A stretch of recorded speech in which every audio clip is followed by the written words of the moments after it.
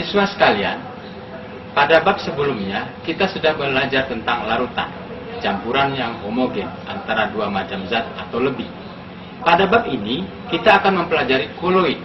Sistem koloid sebenarnya terdiri atas dua fase, yaitu fase terdispersi dengan ukuran tertentu dalam medium pendispersi. Zat yang didispersikan disebut fase terdispersi, sedangkan medium yang digunakan untuk mendispersikan disebut medium pendispersi. Dalam kehidupan sehari-hari, kita sering bersinggungan dengan sistem koloid, sehingga sangat penting untuk dikaji.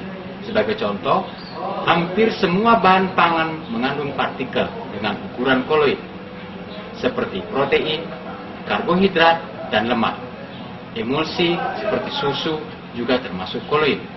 Dalam bidang farmasi, kebanyakan produknya juga berupa koloid, misalnya krim dan salep yang termasuk emulsi. Dalam industri cat, semen, dan industri karet untuk membuat ban, semuanya melibatkan sistem koloid.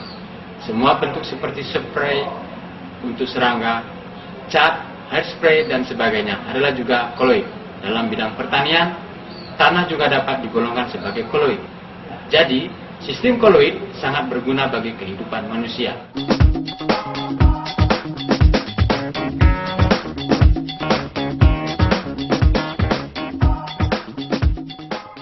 Yang kalian saksikan tadi seperti es krim, kalung mutiara, air laut atau air sungai, dan karet busa.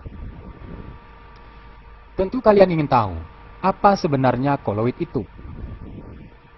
Dari 3 gelas ini yang berisi campuran yang berbeda. Pertama, gelas berisi larutan garam. Gelas kimia kedua berisi campuran FeOH 3 kali. Dan gelas kimia ketiga berisi pasir dalam air. Coba kalian perhatikan dengan seksama penampilan masing-masing gelas tersebut ketika disorot dengan cahaya lampu senter. Gelas pertama terlihat larutannya jernih. Campuran larutan ini homogen. Bila disorot senter, berkas cahaya dalam larutan tidak terlihat. Artinya, molekul dalam larutan tidak memantulkan atau tidak membalikkan cahaya, sehingga cahaya lewat begitu saja pada molekul-molekul tersebut. Selanjutnya, mari kita perhatikan dan amati gelas kedua. Gelas kedua ini terlihat larutannya tidak jernih dan ada kecenderungan bila didiamkan akan mengendap. Sifat larutannya tidak homogen, tetapi juga tidak heterogen. Jika disorot cahaya lampu senter, maka jalannya cahaya dalam sistem terlihat nyata. Gejala ini disebut efek Tyndall. Berikut ini kita akan mengamati jalannya sinar cahaya lampu senter pada gelas ketiga. Pada gelas ini terlihat pasir mengendap dan memisah dengan air. Nah, siswa sekalian, Anda telah menyaksikan penampilan dari ketiga gelas tadi. Tentu kalian sudah dapat menyimpulkan campuran mana yang bersifat koloid. Apakah gelas pertama, gelas kedua, atau gelas ketiga?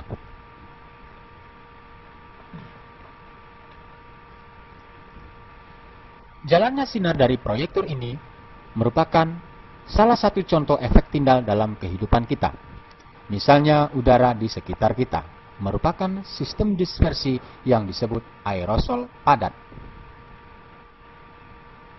Siswa sekalian, untuk lebih mempertajam lagi perbedaan dari ketiga campuran tadi, mari perhatikanlah percobaan berikut ini.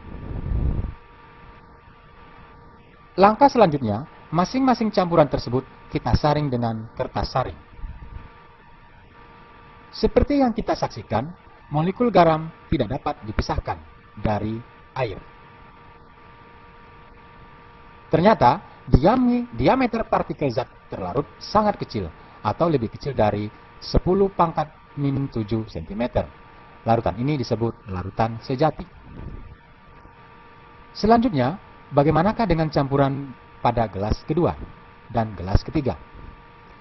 Partikel-partikel yang ada dalam larutan ini juga tidak dapat dipisahkan dengan penyaringan. Diameter partikel zat terlarut antara 10 pangkat min 7 cm sampai 10 pangkat min 5 cm. Larutan ini disebut koloid. Seperti yang kita saksikan, larutan ini dapat disaring. Diameter partikel zat terlarut lebih besar dari 10 pangkat min 5 cm. Campuran ini disebut suspensi kasar.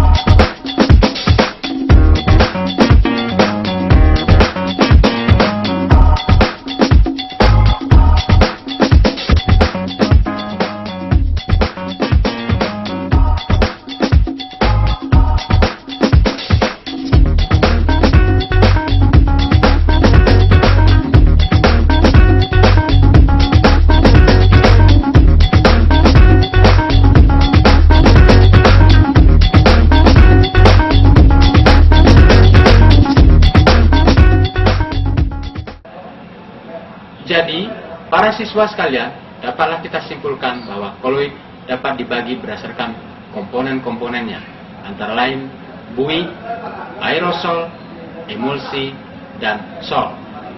Sampai bertemu di lain kesempatan.